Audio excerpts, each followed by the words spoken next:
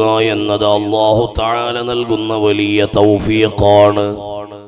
വിശുദ്ധമായ ബറാഅത്ത് രാവിൽ നമ്മളെല്ലാവരും ഒരു യാസീൻ പാരായണം ചെയ്തത് ഈമാൻ സലാമത്തായി മരിച്ചു പോകാനല്ലേ? ഇത്രയും കാലം ജീവിച്ചാതെ വിശ്വാസത്തിൽ നമുക്ക് മരണപ്പെട്ടു പോകാൻ വേണ്ടിയല്ലേ? അല്ലാഹു ഈ മജ്ലിസിന്റെ ബറക്കത്ത് കൊണ്ട് നമുക്കെല്ലാവർക്കും ആഖിബത്ത് നന്നായുള്ള മരണം തരട്ടെ. കണ്ടില്ലേ, മഹാനായ ഇമാമുൽ യാഫിഈ റളിയല്ലാഹു അൻഹു അവിടുത്തെ കിതാബിൽ ഉദ്ധരിക്കുകയാണ്, ഒരു ചെറുപ്പക്കാരനായ മനുഷ്യൻ രോഗാസന്നനായി മരണപ്പെടാൻ വേണ്ടി കിടക്കുകയാണ്. ആ മനുഷ്യന്റെ ചെവിയിൽ മരണാസന്നനായ ഏതൊരു രോഗിയുടെയും അടുക്കൽ ചില മര്യാദകൾ ജീവിച്ചിരിക്കുന്ന മുഅ്മിനീങ്ങൾക്കുണ്ട്. അവർ നല്ലതുപോലെ സംസാരിക്കുകയോ കാണുകയോ ചെയ്യാത്തവരാണെങ്കിൽ അവരെ വിശുദ്ധമായ ഖിബലയുടെ ദിശയിലേക്ക് തിരിച്ചു കടത്തിയിട്ട് അവരുടെ ചെവിയിൽ ലാ ഇലാഹ ഇല്ലല്ലാഹ് എന്ന് ചൊല്ലിക്കൊടുക്കേണ്ടതുണ്ട്. അകന്ന ബന്ധുക്കളാരെങ്കിലും അത് ചെയ്യുന്നതാണ് നല്ലത്. കാരണം അടുത്ത ബന്ധുക്കളാരെങ്കിലും ആണെങ്കിൽ ഞാൻ പെട്ടെന്ന് മരിക്കാൻ ഇവൻ കാത്തിരിക്കുകയാണോ എന്ന് മരണനേരത്ത് രോഗി ആശങ്കപ്പെടേണ്ടതില്ല. അതുകൊണ്ട് അകന്ന ബന്ധുക്കൾ ആരെങ്കിലും ചെയ്തു കൊടുക്കണം. പിന്നീട് ഭൗതികമായ സംസാരങ്ങളൊന്നും ഉണ്ടായിട്ടില്ലെങ്കിൽ അങ്ങനെ ചെല്ലേണ്ടതില്ല. നേരെ മറിച്ച് പിന്നെയും മറ്റെന്തെങ്കിലും പറഞ്ഞാൽ പിന്നെയും അത് ആവർത്തിച്ചു കൊടുക്കേണ്ടതാണ്. ചൊല്ലടാ ചൊല്ലടി എന്ന് പറഞ്ഞ് നിർബന്ധിക്കാൻ പാടില്ല. ഇമാമുൽ യാഫിഈ തങ്ങൾ ഒരു ചെറുപ്പക്കാരനെ കുറിച്ച് പറയുകയാണ്, ആ മനുഷ്യന്റെ അടുക്കൽ മരണാസന്നനായി കിടക്കുന്ന ആ ചെറുപ്പക്കാരന്റെ അടുക്കൽ ചെന്നിട്ട്, അതേ മോനെ ലാ ഇലാഹ ഇല്ലല്ലാഹ് എന്ന് പറയുമോനെ എന്ന കലിമത്തു തൗഹീദ് അവന്റെ ചെവിയിൽ പറയുമ്പോൾ അവൻ പറയുകയാണ്, ലാ അഖൂലു ഹാകദാ, അങ്ങനെ ഞാൻ ചൊല്ലുകയില്ല. എന്നിട്ട് തൽസ്ഥാനത്ത് അവൻ മറ്റൊരു പാട്ട് പാടുകയാണ്, യാ റബ്ബ ഖായിലതീൻ യൗമ വഖദ് തഇബത് അയ്ന ത്വരീഖു ഇലാ ഹമ്മാമി മിൻ ജാബി.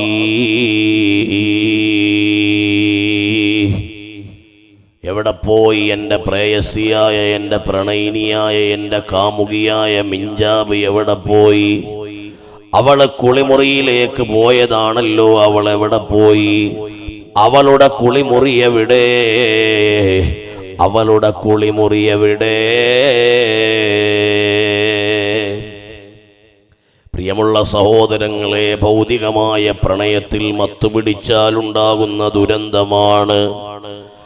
ആരാണ് ഈ ബിഞ്ചാബ് എന്നറിയുമോ? ഒരു സ്വാലിഹത്തായ പക്വതയുള്ള ദീനീനിഷ്ഠയുള്ള ഒരു ചെറുപ്പക്കാരിയാണ്. എന്നാൽ അവളാകട്ടെ കാണാൻ സൗന്ദര്യവതിയുമാണ്. അറേബ്യൻ രാജ്യങ്ങളിലൊക്കെ പഴയ കാലങ്ങളിൽ സ്ത്രീകൾക്ക് കുളിക്കുന്നതിന് വേണ്ടി ഹമ്മാമുകൾ എന്ന പേരിൽ കുളിപ്പുരകൾ ഉണ്ടായിരുന്നു. അവരെ പ്രത്യേകമായി അവർക്ക് കുളിക്കുവാനും അവരുടെ ആവശ്യങ്ങൾ നിർവഹിക്കുവാനുമൊക്കെ പബ്ലിക്കിൽ തന്നെ അതിനുള്ള സംവിധാനങ്ങൾ ഒരുക്കി കൊടുത്തിരുന്നു. അന്യ നാട്ടുകാരിയായ മിഞ്ചാബ് എന്ന് പറയുന്ന ഒരു ചെറുപ്പക്കാരി ആ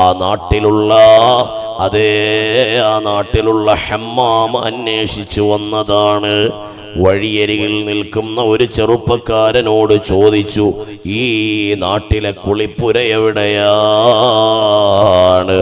ഈ പെണ്ണിന്റെ സൗന്ദര്യത്തിൽ ആകൃഷ്ടനായ ആ ചെറുപ്പക്കാരൻ പതിയെ അവന്റെ വീടിന്റെ വാതിൽ തുറന്നു കൊടുത്തിട്ട് പറഞ്ഞു, ഇതാണ് ഈ നാട്ടിലെ കുളിപ്പുര പെങ്ങളെ. അങ്ങനെ നേരെ വീടിന്റെ അകത്തേക്ക് കയറിയ പെണ്ണിനെ റൂമിൽ ഇട്ട് പൂട്ടുകയാണ്. പിന്നെ ഈ സ്ത്രീയുമായി അനാവശ്യത്തിന് ആ ചെറുപ്പക്കാരൻ മുതിരാൻ തുടങ്ങി. പല തിന്മകൾക്കും അവൻ പ്രേരിപ്പിക്കാൻ തുടങ്ങി. അനാവശ്യങ്ങളിലേക്ക് അവളെ ക്ഷണിക്കാൻ തുടങ്ങി. അവളാകട്ടെ അല്ലാഹുവിനെ ഭയന്ന് ജീവിക്കുന്ന സ്ത്രീയാണ്. അല്ലാഹുവിനെ ആലോചിച്ച് കഴിയുന്ന പെണ്ണാണ്. സുബ്ഹാനല്ലാഹ്. അവൾ ആ സമയത്ത് ആലോചിക്കുകയാണ്, പടച്ചവനെ, ഈ നേരത്ത് നീയല്ലാതെ എന്നെ സഹായിക്കാനില്ല, എന്നെ രക്ഷപ്പെടുത്താനില്ല, ഈ വഴിയിൽ എന്നെ കൈപിടിക്കാൻ വേറെ ആരുമില്ല. ഈ കിങ്കരനായ ധിക്കാരിയായ മനുഷ്യന്റെ മുമ്പിൽ നിന്ന് എന്നെ ഒന്ന് സലാമത്താക്കി തരണം റഹ്മാൻ, എന്നെ ഒന്ന് സലാമത്താക്കി തരണം റഹ്മാനേ.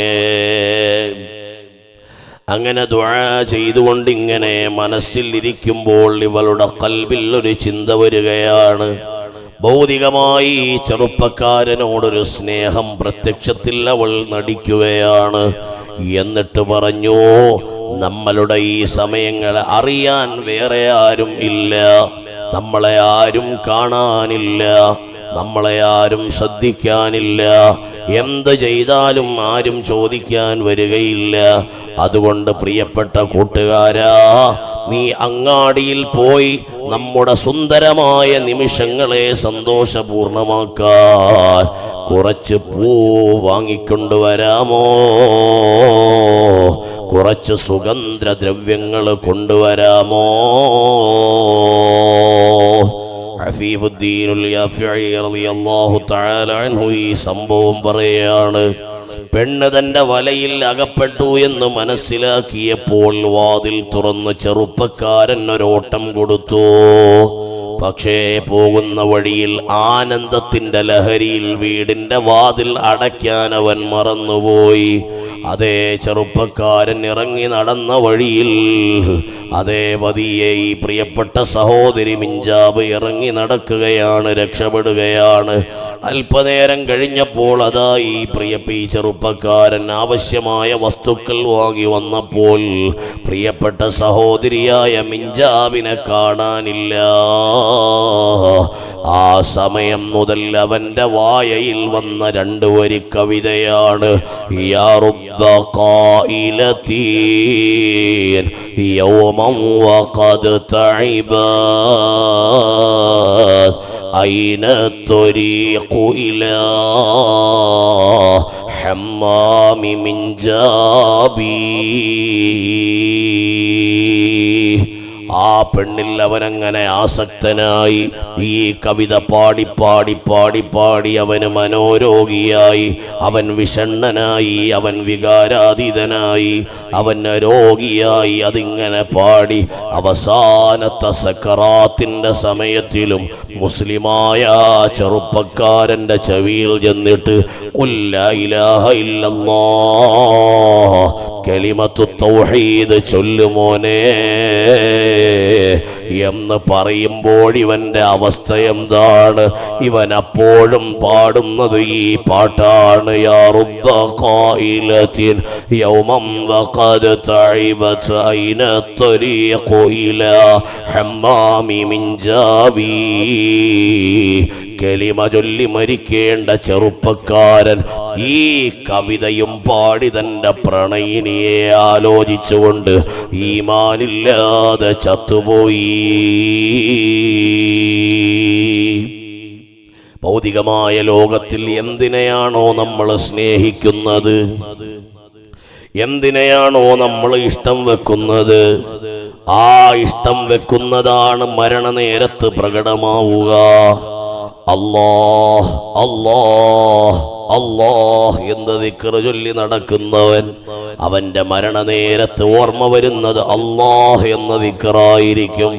ലാ ഇലാഹ ഇല്ലല്ലാഹ് എന്ന് ചൊല്ലി നടക്കുന്നവൻ മരിക്കുന്ന നേരത്ത് ഓർമ്മ വരുന്നത് ലാ ഇലാഹ ഇല്ലല്ലാഹ് ആയിരിക്കും. ഏത് അവസ്ഥയിലാണോ നമ്മൾ ജീവിക്കുന്നത് ആ അവസ്ഥയിലാണ് പ്രിയമുള്ളവരെ നമ്മളുടെ അന്ത്യം ഉണ്ടാകുന്നത്. ഹബീബ് സല്ലല്ലാഹു അലൈഹി വസല്ലം തങ്ങൾ പറഞ്ഞു, ബുഇസതു കുല്ലു അബ്ദിൻ അലാ മാ മാത അലൈഹി. ഏത് അവസ്ഥയിലാണോ മരിക്കുന്നത് ആ മരിക്കുന്ന അവസ്ഥയിലാണ് അവനെ പുനർജീവിപ്പിക്കപ്പെടുന്നത്. അവൻ്റെ ചിന്തയും അവൻ്റെ വിളിയാളവുമെല്ലാം ഈ അവസ്ഥയിലായിരിക്കും. ലാ ഇലാഹ ഇല്ലല്ലാഹ് ചൊല്ലി മരിക്കുന്നവൻ ആ വിശ്വാസത്തിലാണ് ഖബറിൽ നിന്ന് എഴുന്നേറ്റ് പോകുന്നത്. ലാ ഇലാഹ ഇല്ലല്ലാഹ് എന്ന് ചൊല്ലി മരിക്കുന്നവൻ ആ അവസ്ഥയിലാണ് ഖബറിൽ നിന്ന് എഴുന്നേറ്റ് പോകുന്നത്. നേരെ മറിച്ച് അന്യപെണ്ണിനെയും പ്രേമിച്ച് തിന്മകളിലും നടന്ന് മദ്യപിച്ചും വ്യഭിചരിച്ചും തോന്നിയവാസങ്ങൾ ചെയ്തും വൃത്തികേടുകളുടെ അടിമകളായും നടന്നാൽ അതേ അവസ്ഥയിലാണ് മരിക്കേണ്ടി വരിക. കള്ളു കുടിച്ചുകൊണ്ടിരിക്കെ മരിക്കേണ്ടി വരും, വ്യഭിചരിച്ചുകൊണ്ടിരിക്കെ മരിക്കേണ്ടി വരും, ഹറാമ് കണ്ടുകൊണ്ടിരിക്കെ മരിക്കേണ്ടി വരും, സിനിമയ്ക്ക് അഡിക്റ്റായവൻ സിനിമ കണ്ടുകൊണ്ടിരിക്കെ മരിക്കേണ്ടി വരും. അവന് രോഗം വരുമ്പോൾ അവൻ ചിന്തിക്കുന്നത് എനിക്ക് ഏറ്റവും ഇഷ്ടമുള്ള 2 സിനിമ കാണണമെന്നാണ്. എന്താണോ മൈൻഡിലുള്ളത് അതിനെയാണ് അവൻ മരണനേരത്ത് ഓർക്കുക. ഫുട്ബോൾ പ്രേമിയായവൻ അവൻ്റെ ചിന്ത മരിക്കാൻ കിടക്കുമ്പോഴും ഇന്ന് നടക്കുന്ന കളിയിൽ ആര് വിജയിച്ചു എന്നായിരിക്കും. അതേപോലെ തന്നെ എല്ലാ ഹറാമുകളുടെയും അവസ്ഥ അങ്ങനെയാണ്. മദ്യപിക്കുന്നവൻ അവസാന നേരത്തും ഒരിറ്റു മദ്യം കിട്ടിയാ മതിയായിരുന്നു എന്ന് ചിന്തിച്ചു പോകും. അതേപോലെ തന്നെ ഏതൊരു അരുതായ്മയുടെ ആനന്ദമാണോ നമ്മുടെ തലയ്ക്ക് പിടിച്ചത് അതാണ് മോനെ മരിക്കുന്ന നേരത്ത് നമുക്ക് ചിന്തയുണ്ടാവുക. അതുകൊണ്ട് നന്നായൊന്ന് ജീവിക്കണേ. ഇത് ബറാഅത്തിന്റെ ദിനമല്ലേ, എല്ലാ തെറ്റുകളും പൊറുക്കപ്പെടുന്ന ദിവസമല്ലേ, വിശുദ്ധ റമളാനിനെ വരവേൽക്കുന്ന ദിവസമല്ലേ, വിശുദ്ധ റമളാനിനെ ഒരുങ്ങണ്ടേ മോനെ. അല്ലാഹുവേ, ഈ വിശുദ്ധമായ മജ്ലിസിന്റെ ബറക്കത്ത് കൊണ്ട് ഞങ്ങളുടെയും ഞങ്ങളുടെ അഹ്ലുകാരുടെയും ചിന്ത മുഴുവൻ അല്ലാഹ് എന്ന ചിന്തയാക്കി തരണം റഹ്മാനേ. അല്ലാഹ് എന്ന ആലോചനയാക്കി തരണം റഹ്മാനേ.